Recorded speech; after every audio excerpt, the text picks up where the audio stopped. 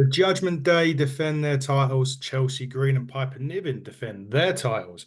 Seth Rollins and Drew McIntyre enter a very personal war of words ahead of their showdown, and Cody Rhodes and Shinsuke Nakamura's feud intensifies. This is the Monday Night Raw review show on the Hitting the Turnbuckle channel. I am your host, Adam Cousins, and we kick straight off Monday Night Raw with the Judgment Day and R-Truth from the Wells Fargo Arena in Des Moines, Iowa.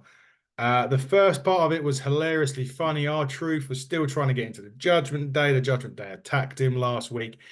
It all ends up in him having a match in a Miracle on 34th Street street fight with Judgment Day's J.D. McDonagh, and the winner of the street fight would be in the Judgment Day, and the loser would be out of Judgment Day. And Priest and Rhea Ripley thought it was a good idea. So that match started. It was R-Truth and McDonagh with Mysterio, with Dominic Mysterio. This was a fun street fight, the usual Monday Night Raw style street fight that they do this time of the year. And Truth did get the win with the avalanche. He speared JD McDonagh through the table to pick up the victory. So is Truth in the Judgment Day? Is JD McDonagh not? We'll find out a bit later on. Although R-Truth did do a lot of John Cena stuff. He done the 5-knuckle shuffle. He did go for the attitude adjustment on it as well in this match. So it was quite, as I said, really fun match to kick off Monday Night Raw. Next was a segment between Becky Lynch and Nia Jax. This is all because, of what happened years ago when Nia punched Becky Lynch in the face, broke her nose, and everything here. They were going to start it off. They're going to start their match off tonight. Nia was like, get the referee. We're going to do it. Blah, blah. Becky started teeing off on Nia. Nia delivers a cheap shot as Becky was being pulled away by the security guard, so it didn't happen this week. Anyway, The Miz and Gunther was next, and this was The Miz's final opportunity of the Intercontinental title while Gunther is champion if he doesn't win the match. And no surprises, really, that The Miz didn't win the match. He did do an avalanche skull-crushing finale off the top rope during this, but Gunther got out of the ring. But he did hit Miz with the power bomb, the ripcord lariat, or the rainmaker, depending on, who you're thinking about here. And there is a little bit of these Easter eggs starting to appear about Okada now. They did start it with CM Punk. They started a few of his sayings and whatnot. They did do the Rainmaker, which I haven't seen from Gunther in a while. So let's see what happens. Anyway, Gunther still retains. The Miz can no longer go after the Intercontinental Championship now that Gunther wins this match, or while Gunther's the champion. But what I will say about The Miz is somebody who, when he started, I remember it vividly on SmackDown all those years ago, you thought he'd be around for a cup of coffee and then he would go. He's still there. He's one of the cornerstones of the WWE right now. And the match was great. It was unlikely The Miz was going to get a 2, but he did hit, he did hit 2 skull crushing finales actually in the match. But Gunther reigns supreme. Who's going to dethrone Gunther, if anybody? They've done a little Creed Brothers vignette for the main event later on. Gunther was backstage at this point with Imperium, and there's no reason to be jolly. He's going to step away for a few weeks to recharge his batteries, and he wants Imperium to impress him. Next week's Raw is a best of Raw, so he won't be there next week. The following week's Raw is Raw Day 1, which is a bit like their old pay-per-view. They're doing quite a few of these. The following week, they're doing the Day 1. I think there's New Year's Revolution. I'm look at this on SmackDown or NXT. But they are, oh no, New Year's Eve on NXT. And I'm sure the SmackDown is New Year's Revolution episode. We'll have to double check that actually.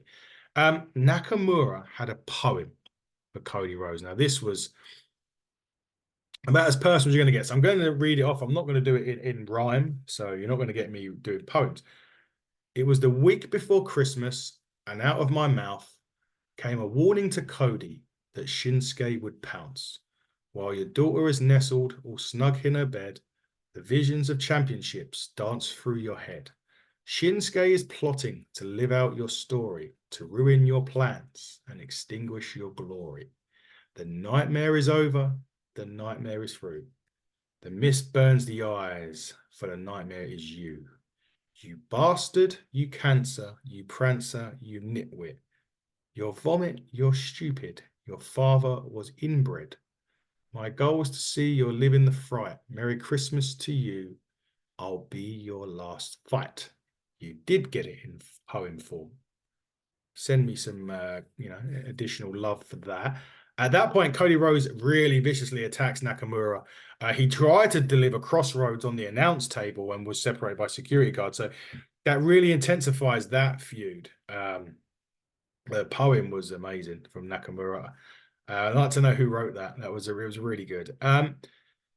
So we go backstage. Chelsea Green wants Adam Pearce to cancel tonight's tag team title match, but it goes nowhere because their match is next. And Bronson Reed then walks into his office and wants to talk about future plans surrounding the Intercontinental Championship. The next match on the show, Chelsea Green, Piper Niven, Katana Chance and Kayden Carter for the Women's Tag Team Championships.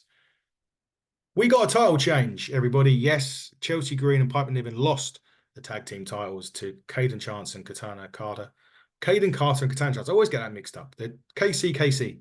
There you go. That's who they lost to. They've done the after party to pick up the victory. They did see the Rough Rider in that from Chelsea Green. A shout out to Matt Cardona. Been on this show. Go and check it out. One of our special guests that we've had on the show. I think that Piper Niven and Chelsea Green were great tag team champions. Well, Chelsea Green has certainly been a great tag team champion anyway. However, I will say that I believe Katana, the KC combination was supposed to win these titles earlier. I think there may have been some injuries or whatever that's prevented it from happening. But it did happen on this. They won the tag team titles, and congratulations.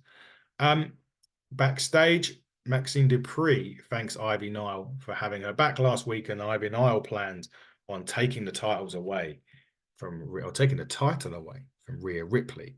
As KC was celebrating with Kofi at the back, Natalya, Keegan Knox, Shayna Baszler, and Zoe Stark all hinted that they want the next shot at the tag team titles, and you'll see who gets that next week. I believe there's a #1 contenders match next week. Ivar was next against Akira Tozawa. Yeah, you know where we're going with this, right? Ivar quite comfortably picks up the victory. I think the less said about that, the better. You kind of knew where it was going as soon as it started. They've done a little recap of Punk and Seth Rollins before probably one of the best promo segments that you're going to see. Well, in at least WWE, maybe in wrestling. Now, they always say in wrestling that when you have a hint of realism in a promo or in a feud, it just makes it better. Now, there's a lot of what Drew McIntyre was saying about the sacrifices he's made, not being there for his mum when family members are ill, not being able to do parties or funerals and stuff like that. That was all real. So when McIntyre was saying that in front of Seth's home crowd, he was literally, that was coming from the heart, and you could tell that he meant it. And you even saw McIntyre get a little bit emotional at that point. And that Seth Rollins to say that he'd respect him, but he doesn't entirely know how to feel about him. But he says that you say you're not the same person. What does that mean? You're willing to cheat, you're willing to lie, you're willing to hurt people, you're willing to take shortcuts. So we'll see next week.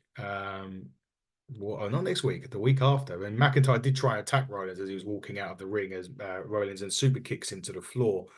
Rollins does then hit a suicide dive and does a ground and pound, but then McIntyre done a reverse Alabama slam into the steel steps. You need to check that out. It looks horrific, but it does mean to say that McIntyre is willing to do anything and everything to beat Seth Rollins on day 1 in 2 weeks' time.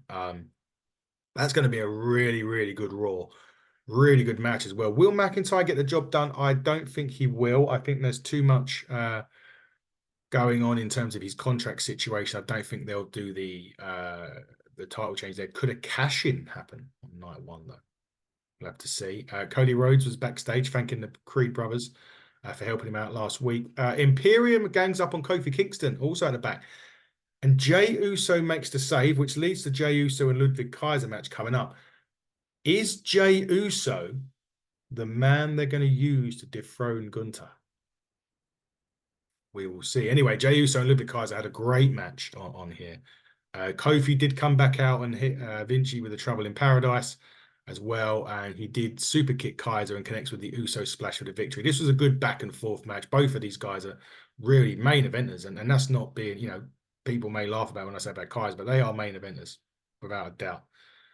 Rhea Ripley here will give Ivar a shot at day one, like we already said, and JD McDonagh is still a member of Judgment Day, apparently, which leads us to the main event, the Judgment Day with Rhea Ripley versus the Creed Brothers with Ivar for the Undisputed Tag Team Champions. This match was absolutely brilliant. This is tag team wrestling. The Creed Brothers, the fact that they are a tag team and they're an actual tag team instead of two guys put together. Finn and Priest are two guys put together, but when you got like the Creed Brothers in there, it was absolutely superb. There was a lot of near falls in this. They hit the Brutus ball for the 2 count, but eventually, Priest tagged himself in after Finn Balor missed a coup de grace, and then they deliver another Brutus ball to Balor, they deliver another Brutus ball to Priest. Balor broke up the cover with the coup de grace. And then Brutus speared Bálor out of the ring, but Priest then hit Julius with the South of Heaven chokeslam to pick up the victory and retain the tag team titles for Judgment Day. In what was, as I said, the main event was absolutely fantastic. Raw as a whole was good. Probably 7.7 out of 10. I'll give it this week. And wasn't a lot wrong with it, to be honest. They've done some really good building towards the matches coming up on day one. They enhanced the Cody Nakamura feud as well. So really looking forward to Raw in 2 weeks' time. So next week's Raw, we will not be reviewing the best of Raw next week. It's kind of pointless because we've already seen it as we've gone through the year on this show. So we will be taking a break from the Raw review next week. Coming up a bit later on, we're going to be doing the NWA Power Review with myself and the lovely Fiona Loughran.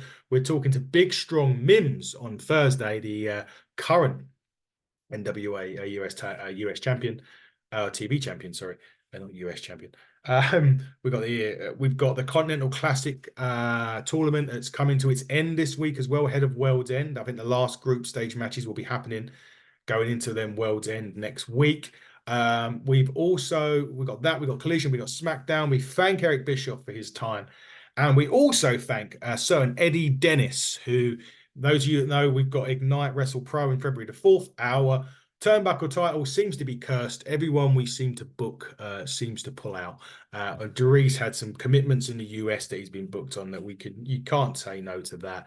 But thankfully, Ignite have done an amazing job and have got Eddie Dennis to take on Smashing Mike for the turnbuckle title at Chapter 3. Tickets 80% gone. You're going to have to go on Eventbrite to get them, but get them before they go.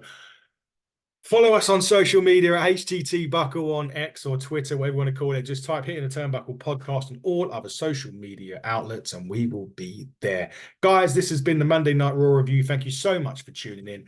I will see you on the other side for NWA later on. Until then, everybody, buckle down, stay safe.